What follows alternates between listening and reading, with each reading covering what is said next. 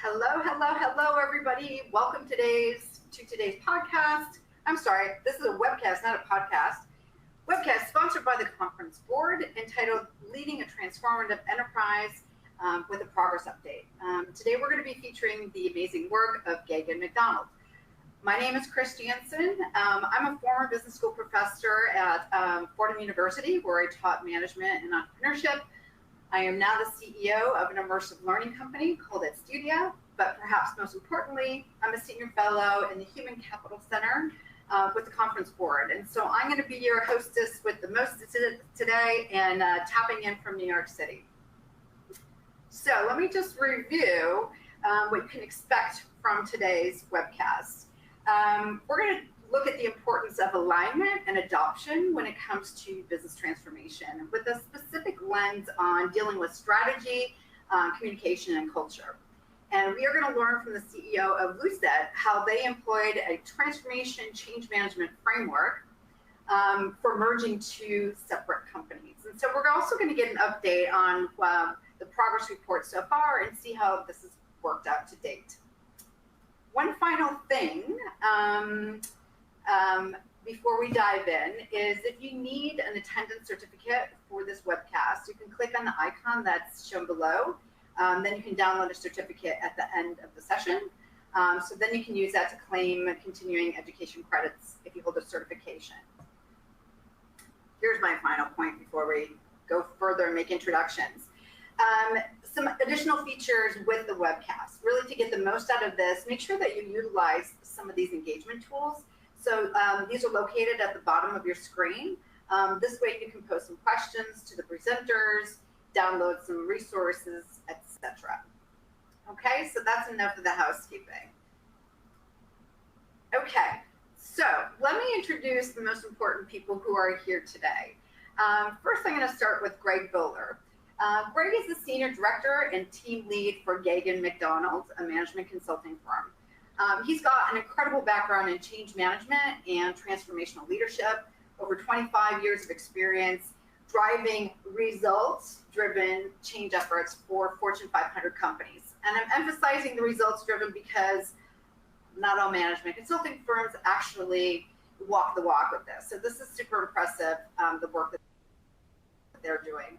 Career, he's helped a lot of leading companies in a wide variety of industries, a lot of companies we know really well, from Harley-Davidson, Rockwell Automation, BASF, Johnson Controls, Coors Brewing Company, etc., and working with them to effectively transform their systems and processes, combining and aligning cultures, for example, with M&A events, reorgs, sales and distribution optimization, branding initiatives, and the list goes on. In his current role with Gagen MacDonald, Greg helps companies change and transform by zeroing in on culture, communications, and design, in addition to the typical leadership focus. And this is all done through a very strategic lens. I did my homework before we went live here and in preparation for this, and I did my research on Gagen MacDonald. And what's really awesome is what sets them apart from other management consulting firms is their significant and deliberate focus on people, paying really particular attention to how these big events, these changes, these transformations, these disruptions, how they impact the employees. So by approaching change through the employees' eyes, the results that Gagen MacDonald gets are vastly more positive. So kudos to Gagen MacDonald. This is going to be a really interesting discussion. Next, of course, we've got Shana Hoffman. So Shana is the president and CEO of Lucet. This is a behavioral healthcare company that leverages technology, but does not, that's not at the expense of being human-centered. So they're really zoning in on that human-centered personal touch. So you can see right there why these two are a good fit. Shana's got a really impressive background, largely in the healthcare industry. She's got a particular strength when it comes to operations and change management, strategy development, and just full-on transformation. These are super challenging roles that don't necessarily have rules or playbooks or processes with them. We all know this. So she's like the ultimate of a problem solver. That's what I think. So back in 2022, there were two behavioral health companies, New Directions and Tritium, these two companies merged. Shana was the president and CEO of New Directions. And instead of one company kind of becoming the alpha and steamrolling the other organization, Shana made a significant decision here to create an entirely new entity. Bold, I must say. Because she was faced with creating a brand new organization, this required also a new strategy and doing this at a very rapid pace. So she ended up reaching out to Gagen MacDonald for their help with this disruption and transformation.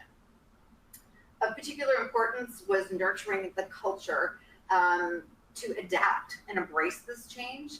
And as we all know, like 99% of the people walking on this planet do not like change.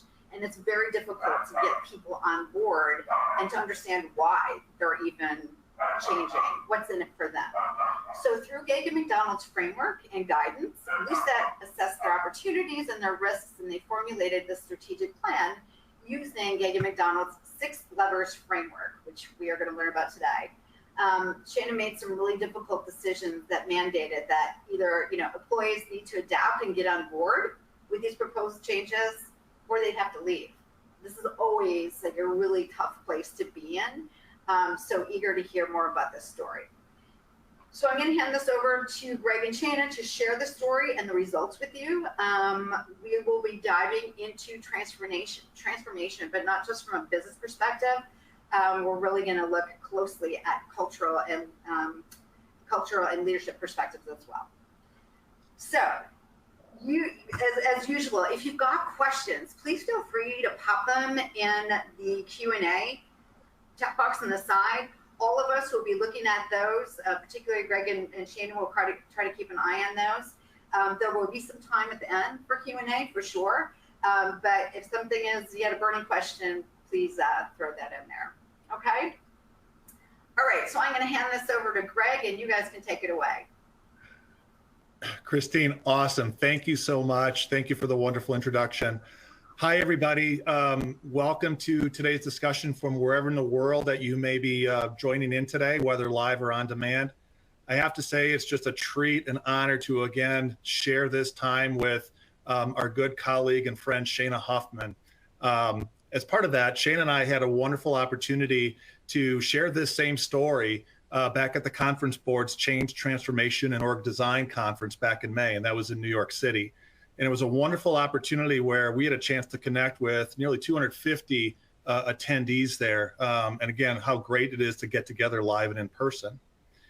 And when Shana and I were together there, we started that discussion in the following way.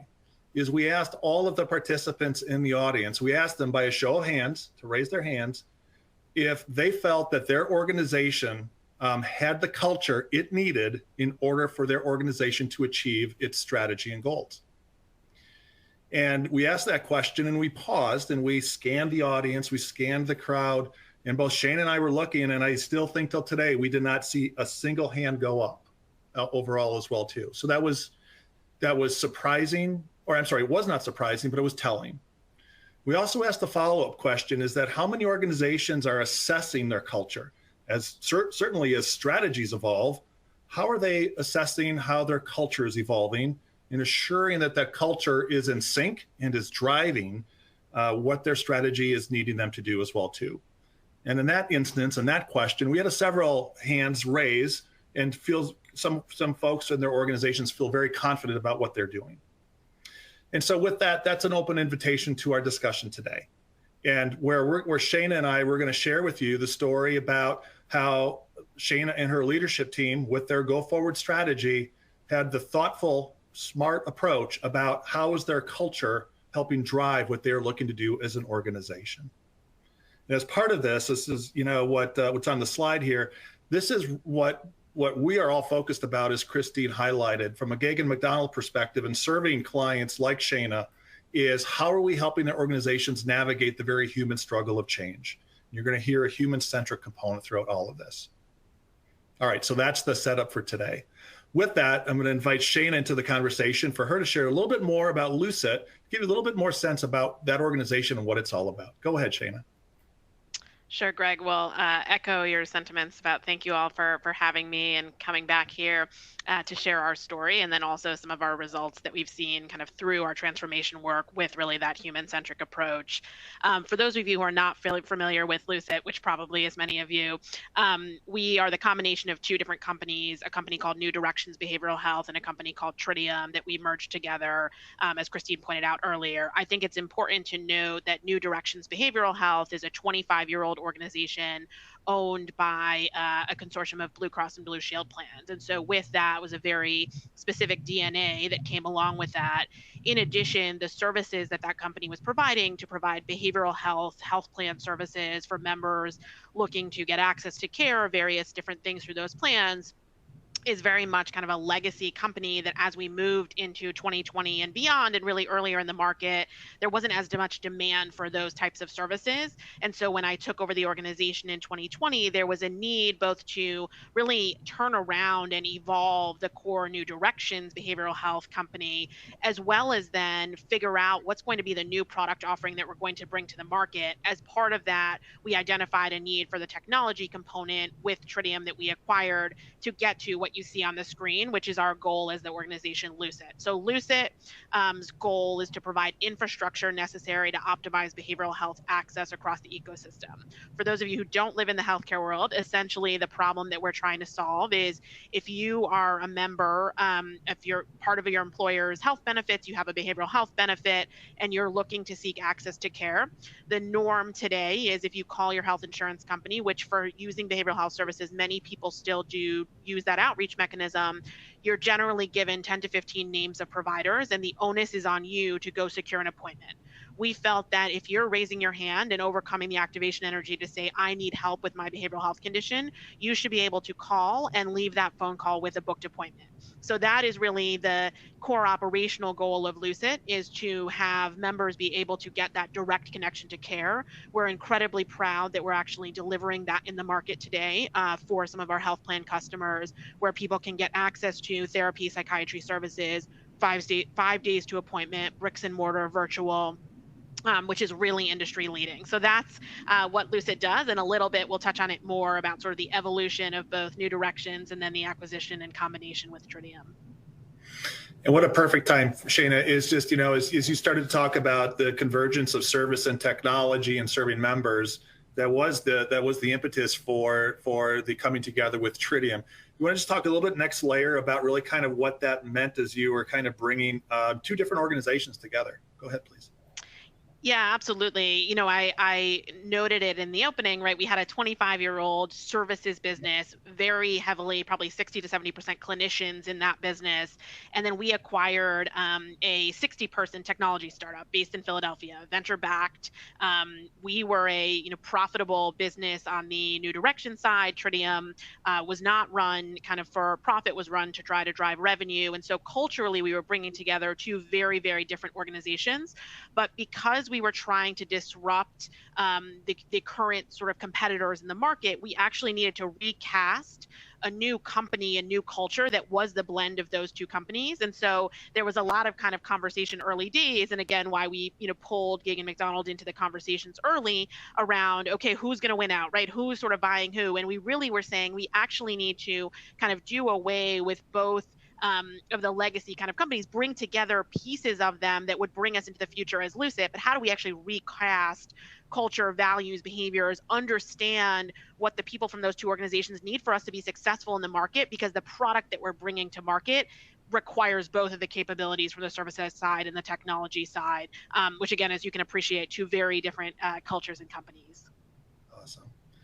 So everybody, with that specific need that Shana and her team was looking at, where we started in some of our initial conversations is really from this viewpoint. It's our belief that really as organizations, for them to transform, it's really all connected across this convergence of strategy with structure and with culture. And certainly over the last, 10, 20 years, we've all heard some sort of relationship, strategy, culture, breakfast, dinner, one eating the other. The point out of all of it, though, is that how we look at this convergence and the alignment.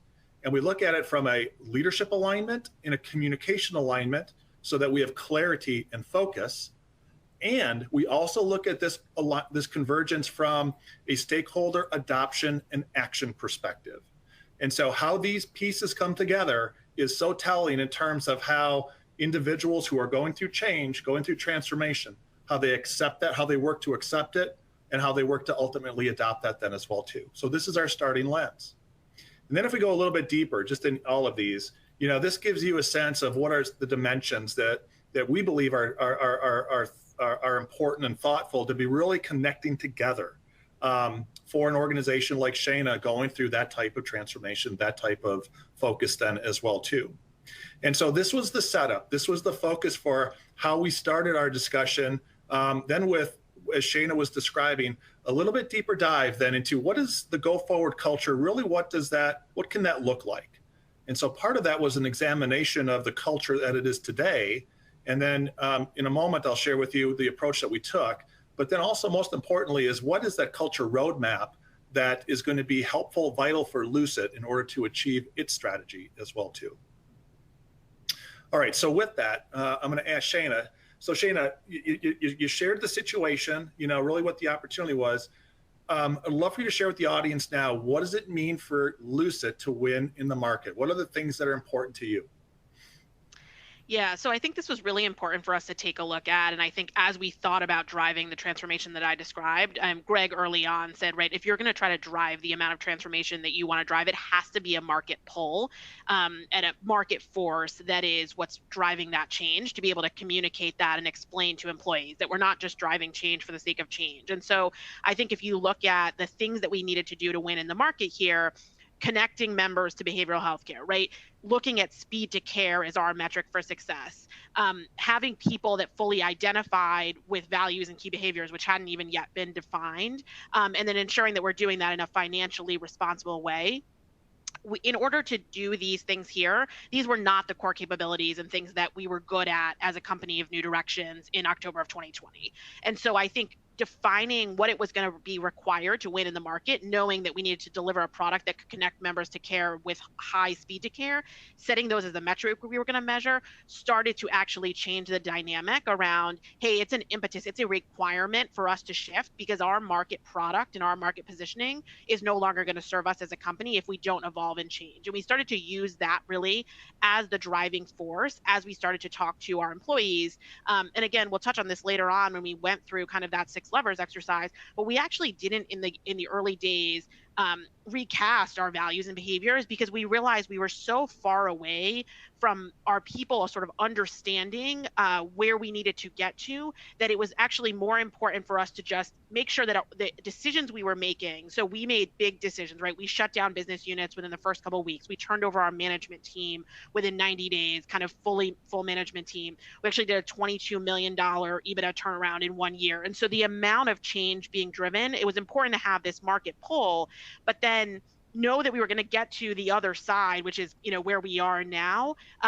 But couldn't do all of that work up front, but we had to sort of breadcrumb for people along the way where we were going. But it all came back to what does it require to win in the market? And do we have that DNA right now? Which the answer was absolutely not. And so that's what we were really able to align around to start that transformation conversation. Awesome.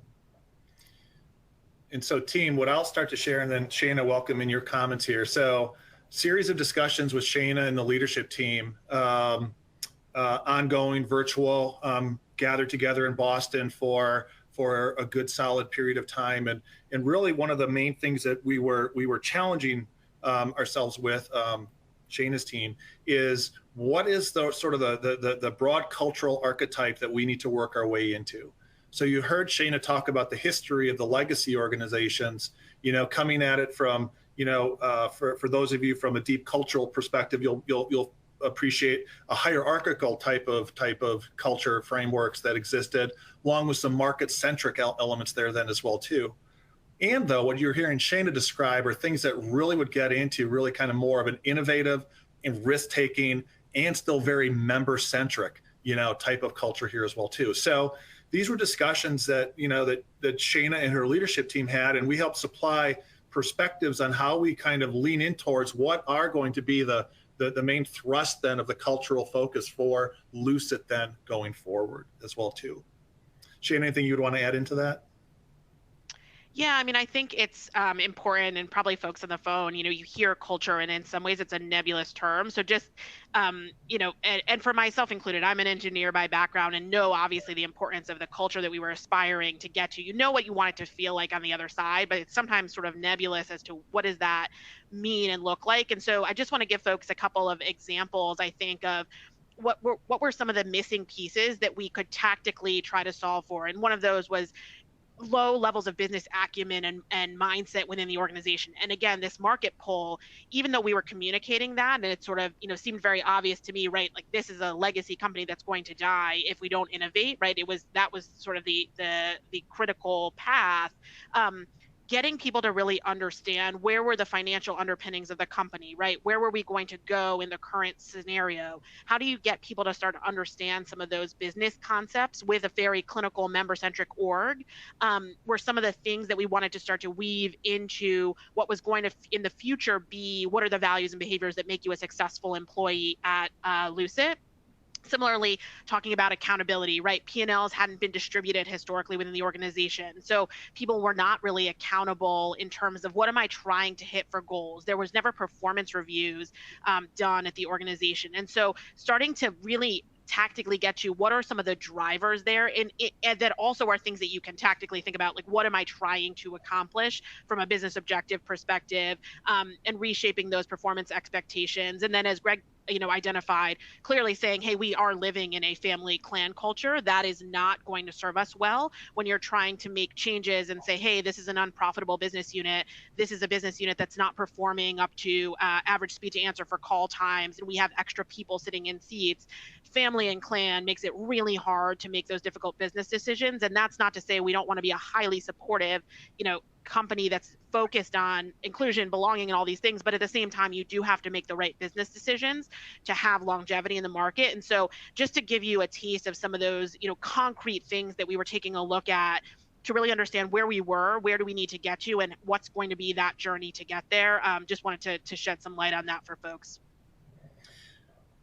And so, team, with that, let's even drill down a little bit further too, because really, Shana, as you're sharing that, really, it's getting into this notion about how leadership not only sets the tone, but is leading in that type of manner, is leading in a culturally focused yet malleable type of way, as shifts are taking on.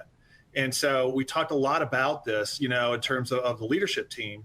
And, I'm going to move on to this next slide too, because one of the things we talked quite a bit about, Shana, throughout, really, not even just with the Tritium piece, but really as you stepped into your role at New Directions leadership as CEO, is just really what it means from the change leadership approach in the moment. And so as we build this out, I'll describe it, and then Shana, would love your examples in this. Certainly there are, from a need standpoint, from how you manage change, is to be directive and to focus really on what needs to be done, and we need to get that done now. And so as we think about human change curves and how people accept, the challenge with that is that that's really not allowing people to go, maybe at the full pace they want to go through a change curve, but it's needed for the business. And so what our discussions was, what are those situations where a more directive change leadership approach is required, compared to what are those situations where a more facilitative change approach? What does a facilitative approach mean?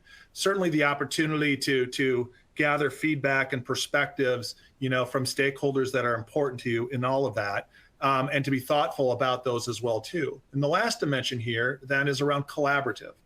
And really that's even taking that feedback, people's journey through the change curve, even that much more into account, and to really be that collaborative, open source like type of environment.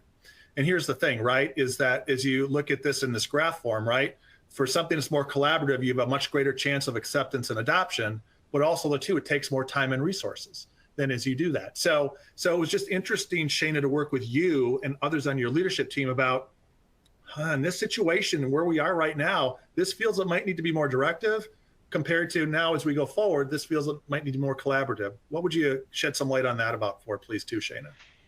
Yeah, I think this delineation for us, it's sort of funny. I saw it sort of after the fact of when we had already come through it, but I do think we recognize what was going on in the time. I would say if you need to move quickly and you're in sort of a dire straits situation, which frankly we were as we entered into early 2021, directive leadership was needed.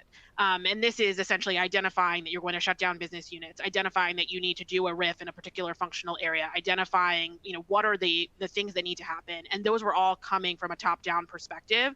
I think there's a great question in the chat from someone around how do you sort of navigate promoting that need for change with concerns around insecurity that tend to exist when you're doing some of the things that I'm describing. And that's where I think acknowledging you're in a moment of directive leadership and being incredibly transparent. So we did not shy away from the hard questions. When we did our first RIF, which was in my first couple of weeks, because we said, hey, we are focused, we're trying to build a technology startup in this company. Like that's the last thing we need to be doing. We need to focus on our core. I was the one who, with guidance from Gagen, who actually came out and did that RIF for those people, right? People who were not in my direct line of reporting, but we came out, we were very explicit about the why there. That was a very uncomfortable, discussion, but that kind of carried through to the rest of the organization with a new leader, right? To say, hey, Shana came out, told us what was going on, why we couldn't be investing in this business unit. That flowed back. And we were very, transparent with the rest of the organization too around the impact of doing that. This is what it's saving us, where we can reinvest those dollars into the business in these other areas that allows us to go better compete in the market. And so I think when you're in a directive leadership allows you to move more quickly.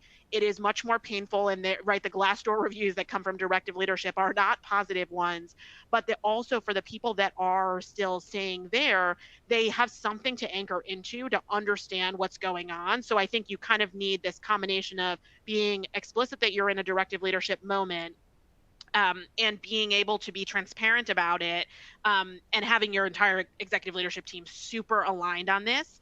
And then as you'll see now, I think we've very much moved up the curve. And I think we have a lot of examples in the past, 6 to 9 months as we're doing planning for 24. We have shifted so far away from that directive leadership. And so I think it's also helping your people identify when can we sort of come out of that very top-down decision-making phase? What are the things that we need to see and be true to get to there? But I don't think people enough of the time, and like myself included, I don't think we exactly recognized it at the time, is just acknowledge with your people, we are in a directive leadership moment. And that means there's not a bunch of gathering of feedback that's going to come up because we need to move quickly, which again, for us financially, we needed to move quickly. Yeah, awesome. Thank you so much. And thank you, Seema, for the question. The one add I would put on to that too, and it's in the challenging situation it is, and Shana was getting to this to a large degree as well too, is that part of that directive focus that you were describing, Shana, it was a specific intent to, I use this term, to turn eyes and ears outside into the marketplace, what's happening. So that if you really think about it, is that one of the really only ways you can really rationalize organizational change is what is happening in the marketplace. And I wish I was the creator of that thought. I want to give credence to a gentleman by the name of Roger Dupree, who was really a guide back in the 80s and 90s with that type of an approach and thinking. And I think it applied very much here to what Shana is describing as well too. So as we were moving then into more and more of this collaborative space, this is also too when Shana was coming to us and saying, how do we think about the dimensions of our culture going forward? How do we think about what that means for, again, getting the culture that we believe we will need in order to achieve our go forward strategy? And this was a delight and an opportunity then to work with Shana and the organization in terms of where we start from a Gagen MacDonald perspective. And what I'll draw your attention to first, everybody, are the 6 icons in the center of this visual here. And what these are is we call these 6 levers to success. And very much they are descriptors of what happens within organizational culture. And if I just give some high level description on these, I would just to distinguish some things. So when we talk about values, for example, we really talk about that those are the commitments that you are making and modeling, not only to the inside of your organization, but to the outside world as well too. We talk about energy. We talk about all the pieces that go into creating energy, and frankly, how vital that is even more so now in today's world. Behaviors are those specific, measurable actions that can be, that you can track, that you can observe. And so that's the distinction between a value and a behavior, right? Is when we really get down into what is measured and what's observed. Symbols, the natural thing is to think about the visual symbols that exist within an organization's culture, but also to, the unwritten symbols, the way that, for example, of a cadence of how people may be listed in an email address, even at that sort of simple level type of thing. Those are all symbols. Your systems and processes is how do those reflect and advocate what your culture is about, whether it be focused more from an agile perspective, whether your systems reflect innovation, risk-taking, et cetera. And then communication, to think about that from the exchange of ideas, to drive understanding and to influence others then as well too.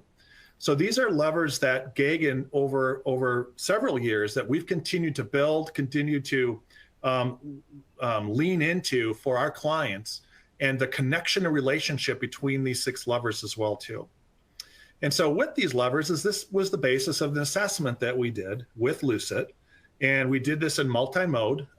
We started first gathering input from Shana and the leadership team that was influencing which of the items across these 6 levers we wanted to really learn more about.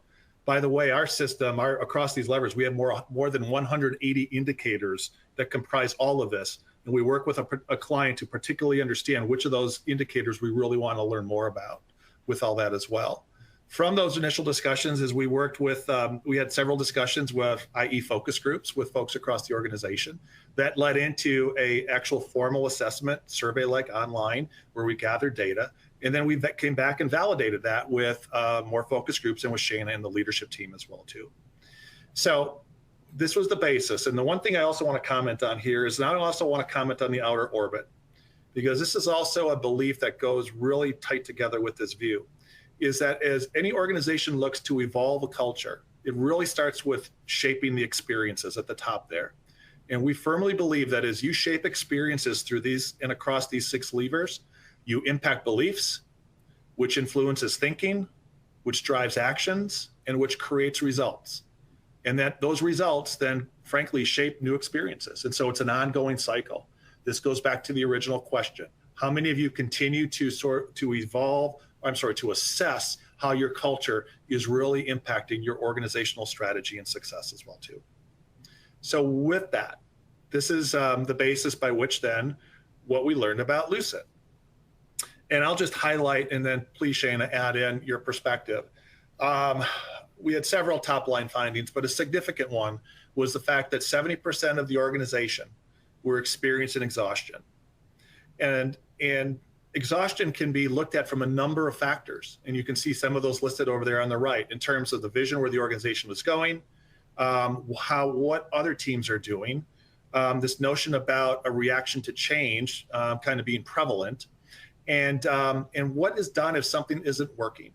And so what we were trying to diagnose then for Lucet is, as we look at those assortment of factors, really, what does that mean for how your strategy, your operations, Shana, will go forward? So let me pause and stop and get your perspectives into this, and kind of even start by saying, what was your first reaction when you saw this top finding, Shana? Yeah, I mean, I think there had been indications and that people were feeling this way. But I mean, I think when you see the data, right, you have to take a step back. I think it was challenging in some ways, right, because we had put up really strong financial and operational results. And so when you look at this, you say, okay, was it sort of at the expense of our people? I think in many ways, though, we did not fully appreciate all the different levers on the prior page, right? And so we were driving, as I talked about transparency for us was around communication, right? And we weren't sort of appreciating all the different components around what are the values and behaviors, right? What are the symbols? What are the different things? What are the things that we're saying we care about, we're recognizing on, right? So a lot of what you see in the data was around, we don't understand why people are being promoted, why people, and actually it was less about promoting. We were doing so much external hiring because we didn't have some of the right DNA in the organization. And so I think that was very, visible to people. And so I think we looked at this, we clearly knew we had a problem. You'll see sort of how we very aggressively focused on addressing this. I also think you have to realize, though, if you're going to drive the amount of transformation and change and you come out the other side and you're at 20%, you may not have gotten fully where you needed to go to. So I think a little bit of also, being okay that this is where we are now and we have an opportunity to move forward, but we're in a better place with regards to what we're trying to go do in the market, which is what I opened with around what are we trying to be and do in the market. Awesome. All right, so everybody, so with that, and there were other findings, but sort of focusing in on this particular top line finding around exhaustion, some of the core recommendations that that we shared and provided, thoughts in terms of how Shana and team could activate that were centered around, growing clarity and understanding of the company vision and how people's roles relate into that. A second area around impacting exhaustion is just how the organization looks at your strategic planning approach and governance and decision making. And team, it's kind of logical, right? Because if you think about when uncertainty enters a mind, if you will, right, that can lead to exhaustion. So one of the things we talked about with Shane and the team is how do they build their program and project management maturity? And that's an element of how you can successfully confront exhaustion. And then another area, and these aren't in any rank order, by the way, but how the organization continues to grow your adaptability around change readiness and change leadership with that then as well too. And so those are some of the recommendations. But even the better thing that happened is I want Shana to talk about this, is then how you started baking this into your priority goals. Shana, you want to go ahead, please? Yeah, so what Greg has up here is really our goals for 2023. And I think we very intentionally said, hey, as we've now moved through all of that very directive leadership and are moving into a phase where we really need to ensure that we have engaged our people in a meaningful way, we actually set goals at the top level of the organization around those metrics that we had measured, and kind of a commitment to our employees that we hear you of what's going on. And I think the important thing to know is we probably turned somewhere around 50 to 60% of the organization sort of through this process. And so now we had sort of a new crop of people where now you're in this new phase. It's on you to figure out how you're going to make sure that they understand where you're going and what you're doing. And I think this has served us incredibly well, because as you'll see, this is something we really are ongoing measuring in 2023. We've made really incredible progress against it, sort of beyond, what my expectations were, but it sits right up there, right? Impact member lives. We're in the business of helping our members, and we talk about our passion and our purpose, and with so many clinicians, that's critical. But right up next to that, right, is our people and culture. And again, it's really around organizational exhaustion and increasing employee understanding of the business, which again, might sound very foundational, but really was important for us. Again, back to this, market drivers, but we need low business acumen. How do you start to get people to understand what all the functions of the business are and what we're trying to do strategically? Awesome. And so team, I mentioned earlier that Shana and I shared this story in New York in May. What we didn't have at that time is now what Shana can share with you is progress that's been made. And this is the most fun part. Shana, I'm going to give you the full floor for you to talk about just progress you're making. Go ahead, please. Yeah. So, I mean, tactically, when we set that exhaustion goal, and the organizational awareness, we did a bunch of different initiatives together. So we rolled out what we call the knowledge map. And that was actually sort of walking people through an exercise where you take like a visual. So for us, it's building a bridge and getting people across the bridge, and each of our organizational functions are components of the different, pillars of the bridge. As we think about the navigators kind of walking you across. So we did this knowledge map exercise. I think coupled with that, as we actually moved from directive into more that collaborative, I think people felt empowered and part of the decision making a lot more. And so you see the results here. I mean, we just did our reporting. We're at 27% on organizational exhaustion. We've also started to put in, things like summer hours, which again, as you start to really show that there's trust with that employee base, that they understand what you're trying to do. And so there's just all these kind of things that you can bring together. But again, it started from that commitment to the organization. And I think even putting that commitment out there for people in some ways does help reduce exhaustion, the knowledge that we are trying to really listen. I think there's also been a lot of focus on how do we show that employee feedback that's coming through is being taken into account, and simple things, getting people a second headset, right? Making their lives easier. So really pleased with the results there. Similarly, really pleased with the results that you see here around people understanding the organizational vision and direction.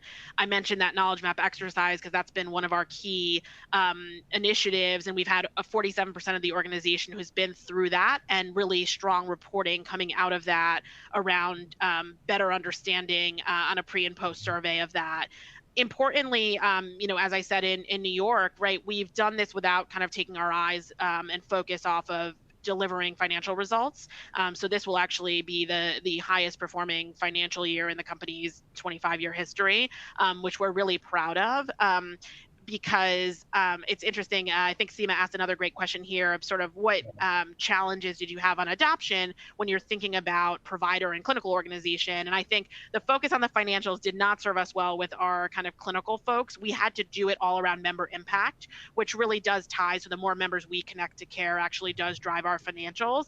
So I think to this point around what do your people care about, right? We were sort of coming out and saying, hey guys, we went from a negative position on profit. We're in a positive position. That means there's money to fund bonus pools, to do all these different things. I think that was falling flat a little bit. And so we had to try to rework that. And so, while we have that here around kind of that profitability, we still do always lead with member impact, which again, Greg didn't put it on the slide here. When we would have shown this in an all company, we have done incredible work on connections to care, speed to care, rolled out a new product capability that allows for even higher degrees of that, which came from our front line. So again, to this idea of collaborative, it's sort of all working together. And, I think we're really hitting our stride. Again, Glassdoor is, not like the emblem and pinnacle of what you should use to measure yourself. But if you do look at the New Directions Glassdoor versus the Lucet Glassdoor market difference and sort of the commentary, I think you see what's reflected here, reflected in the Lucet Glassdoor as well.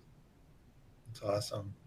Yeah. And, I just, knowing what's on the next slide, I just would also think that this kind of amplifies, Shana, what you're describing, and also addresses, Seema, what you're asking in the Q&A, just some outstanding sort of thought processes and activities happening, beyond the first bullet point, which is already you covered on the last slide. For example, just love this whole notion of active involvement in your innovation, which that second bullet point around your member self-serve portal, and how that really innovation is coming from your clinicians and from your organization as well too. Just share a little bit more about that, please, Shana, as an example. Yeah, absolutely. So essentially, as I talked about earlier, the core feature of this new product we've launched into the market is the ability to directly connect members to care. What our frontline staff was observing was that there were people that were calling in, and because this is actually a new capability to get a visit when you leave the phone call versus getting a list of providers that you're going to research, some people were not expecting to get to visit and didn't want to book on the phone. And so we saw that, and we had our frontline staff saying, we really want to help these people get connected. We don't want to go back to just giving them a list. Is there something in between? And so we launched our member self-serve portal, which essentially allows that person to get a link from the agent and go back themselves through and book an appointment on their own. And we've set incredibly high conversion rate. Again, I think this is one of the examples, and we just highlighted this in our all company, where we had somebody from our call center, somebody from our product team talk about the why on this, and showing that got prioritized. That was, money, resources spent in 23 to go deliver this. It's yielding really strong results, but kind of comes into that DNA, which I think, flashing forward, which is coming up next, is our values and behaviors. As you start to think about those 6 levers, right? For us, we had ready to adapt in a changing world, right? And stepping up and creating value. As I mentioned, we recast these values sort of at the end of our journey, intentionally so. And that example highlights kind of those middle two, right? It's somebody raising their hand and saying, hey, I know we're trying to get really high conversion rates out of these calls. It's not exactly where it needs to be, and there's a reason why. And we have an answer to that. And that is what 100% what we're rewarding, what we recognize now in our all company meeting, right? That person got a shout out on our Motivosity platform. Those are the types of things we're talking about now in performance reviews. So it sort of all starts to hang together. We obviously have more work to do. I don't think we can go around the horn on those 6 levers, and I can tell you how we're doing well on each of those. But I think employees just want to see some commitment from leadership and see some of these things kind of being in play, for them to feel like you hear them and you're moving in a positive forward direction. And I think, that's what's been most exciting, is that continued progress, and that it's okay, right? We want people that are comfortable, ready to adapt in a changing world. it's fine that we decide to put something down if it's not working. There's comfort in doing that, and all of those different pieces coming together. Yeah, and that's the evolution of your organization, Shana. From when you stepped in back several years ago to where you are now, that's just great momentum, that's being framed now. And again, the empowerment, that's present, I think, just in a much more, in a significant, strong, active, positive type of manner. That's the momentum that's being established here for sure across Lucet. As Shana mentioned, from our work, and doing all this broad culture assessment and how it connects into the strategy, this is, as Shana described, this then was an end product, but a critical end product around the framework, around the values. And I'll just put up here on the slide here too, we're not going to go through these, but also then too, to get explicit about those measurable, observable behaviors. And this is a framework that, again, is providing that clarity, that certainty for Shana and her colleagues in terms of how they look at their performance, how they look at their goals, and how they then strive to develop themselves and become stronger as team and as individuals as well too. All right, so with that, Shana, why don't you just talk a little bit about some of these, what you might see as some of the key next steps here, in terms of how do you continue to keep this momentum going here as well too. Yeah, I mean, I think, again, much of it does come down to how things are getting cascaded through our leadership, right? So I think we did a lot at our ELT level, are doing a lot now at our SLT level, but I think increasingly it's important to be able to translate that down through the ranks, and it looks a little bit different at each one of those levels, but it does kind of come to this, important piece around, I think this is actually a question in the chat too, of how do you get your employees to adapt, and that has to be such a multi-level analysis, and that's where some of the work we have to do, right? Some of our managers and frontline, right, would listen to some of what I'm saying and not totally identify with it, frankly, right? So I think there's more work to do, there, which I think comes into this further strengthening our readiness to adapt, right? And so we're spending a lot of that time on that as we move into next year. Also just continuing to celebrate and recognize key behaviors.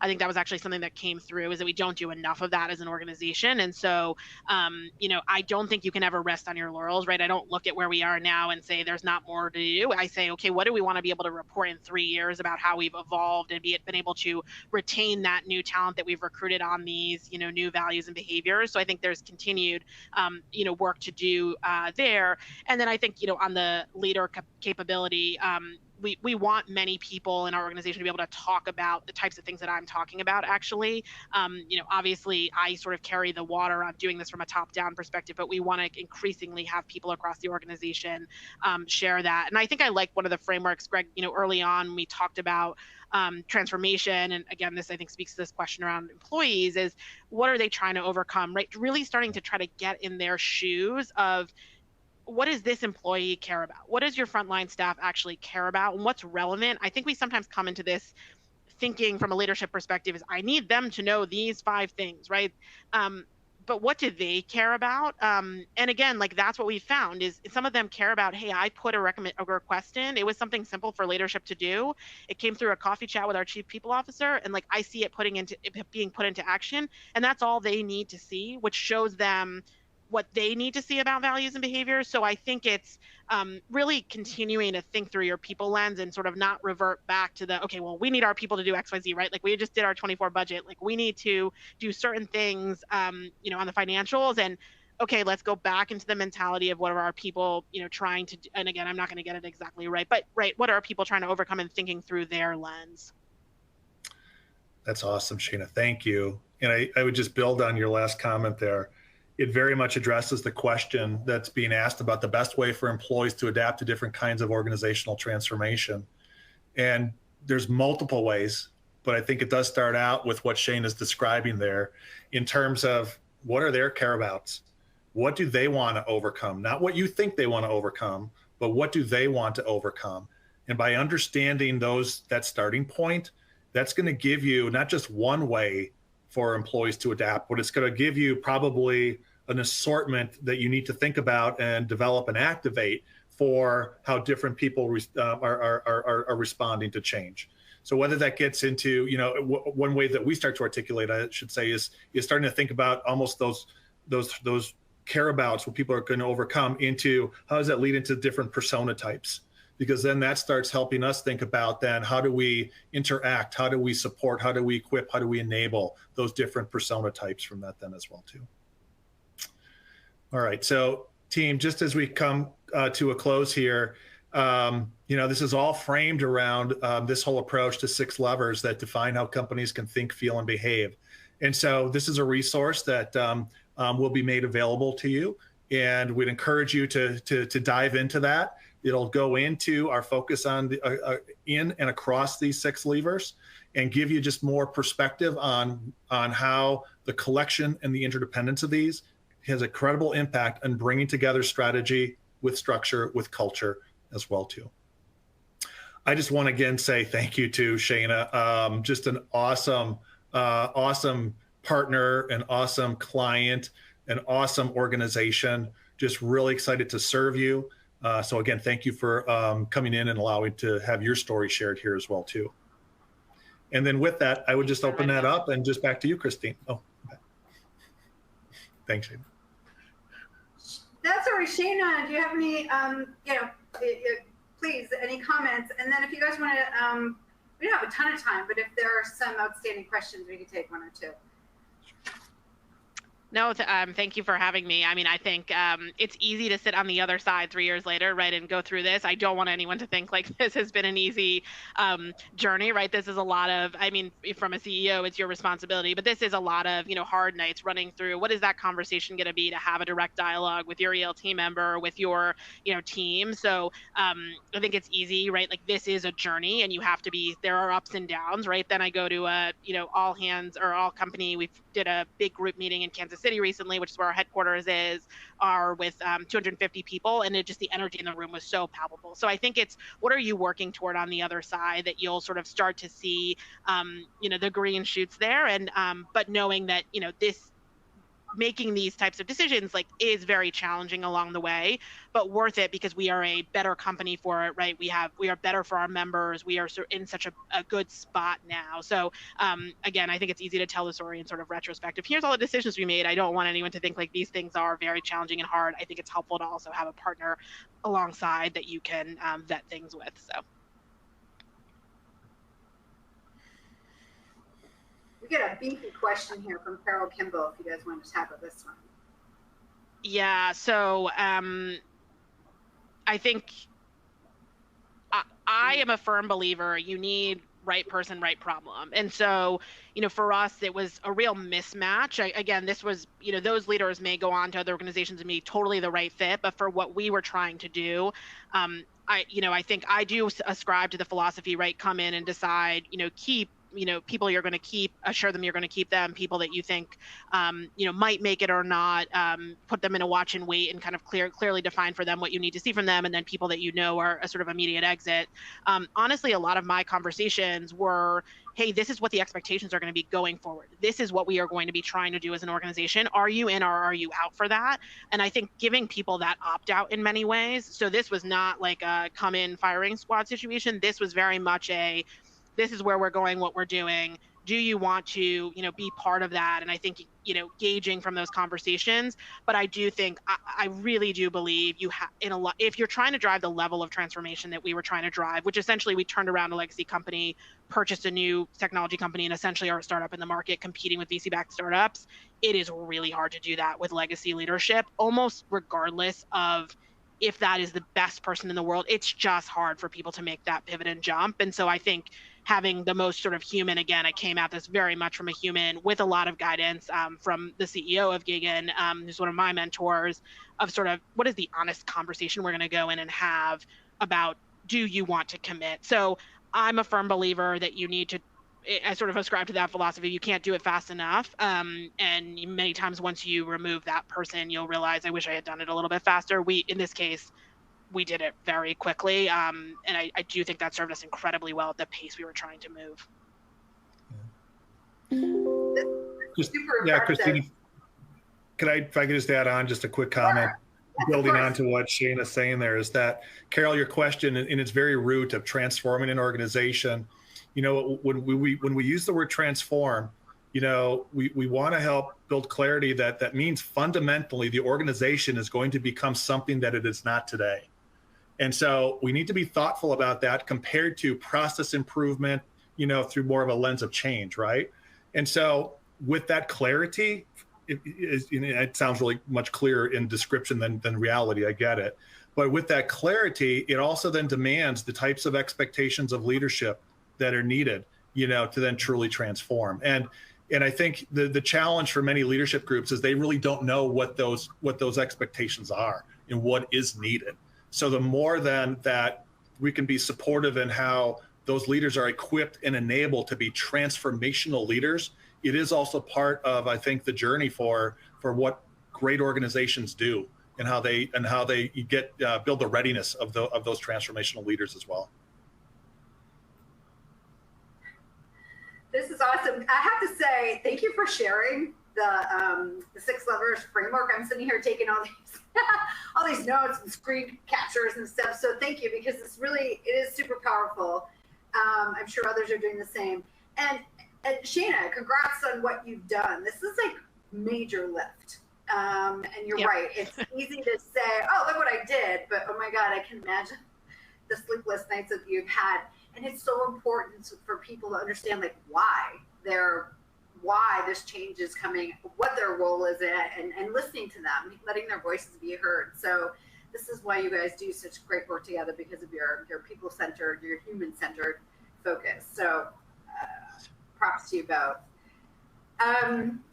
Okay, thank you again to both of you. Before we close out, I just have a couple of announcements. Just a reminder that there are other really interesting webcasts that are coming up, not podcasts, webcasts. And you can see some of these on the screen, but also at the bottom, there's a link there that will give you a full list of upcoming programming and those registration links. Another awesome event that's coming up, you might want to consider joining the Women-Led Festival that will be in October in Brooklyn, featuring some of the world's top women leaders in business, nonprofits, public policy, science, and the arts. So a really interesting group of women there. Great opportunity for networking, etc. So please check that out. The registration link is on the bottom. And if you haven't done this already, this is pretty cool too. I recently learned about this from the conference board. If you have not downloaded their app, I think you should totally check this out. This is great. It's hot off the press. Great tool to, yes, connect with your peers, part of the conference board, but also enables you to register events, access research, and podcasts, believe it or not. I don't have podcasts in my brain today. But from everybody here at the conference board and on behalf of both Greg and Shana, thank you so much for joining us today. This was awesome. Happy Thursday, everybody, and we'll see you next time. Thank you. Thank you.